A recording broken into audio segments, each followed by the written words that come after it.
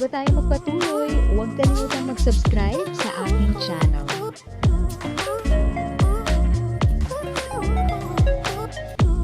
Thank you sa pag-click ng aking video.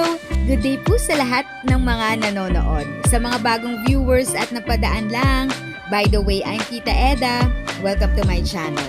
Ang channel na maghahatid sa iyo ng dagdag kaalaman tungkol sa government services, bagong mga balita at informative videos na galing sa legit na resources.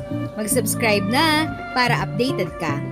Pinatunayan ni Diosdado Evangelista na hindi hadlang ang edad sa edukasyon matapos niyang makapagtapos ng kolehiyo sa edad na 69 at pumasa sa Licensure Board Examination sa edad na 72, isang bihirang tagumpay na nagsilbing inspirasyon sa marami.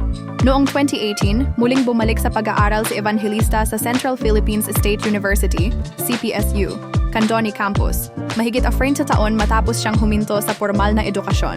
Sa kabila ng matagal na pagliban sa silid-aralan, matagumpay siyang nagtapos noong 2023. Hindi roon nagtapos ang kanyang laban. Sa edad na 72, naipasa niya ang Agriculturist Licensure Examination, dahilan upang siya ay ganap na maging isang registered agriculturist.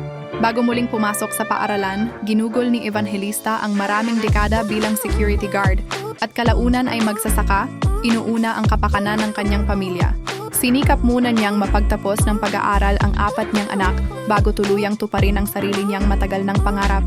Ayon sa mga nakakakilala sa kanya, ang kwento ni Evangelista ay malinaw na patunay ng tiyaga, sakripisyo at panghabambuhay na pagkatuto, na nagpapakita na ang personal na pangarap ay maaaring makamit anuman ang edad o kalagayan sa buhay.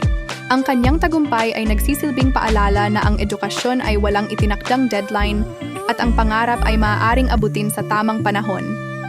If sa tingin mo, natulungan ka ng video ko na ito, nakasave ka sa oras mo, you can click yung thanks button at any amount ay malaking help sa pag-grow ng channel ko. Yun lang po muna ang aking update.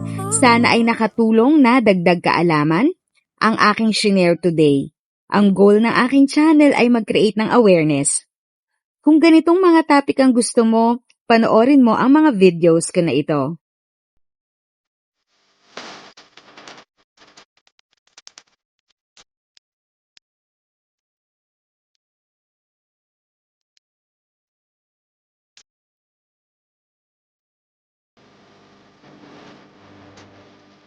Thanks for watching! Kung may kapamilya, kaibigan o kakilala sa tingin mo ay magiging interesado sa video, please share or tag sila sa comment section.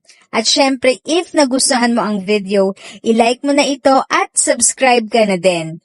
As always, feel free to write your questions, comments, and opinions respectfully. And continue to be a blessing and stay safe!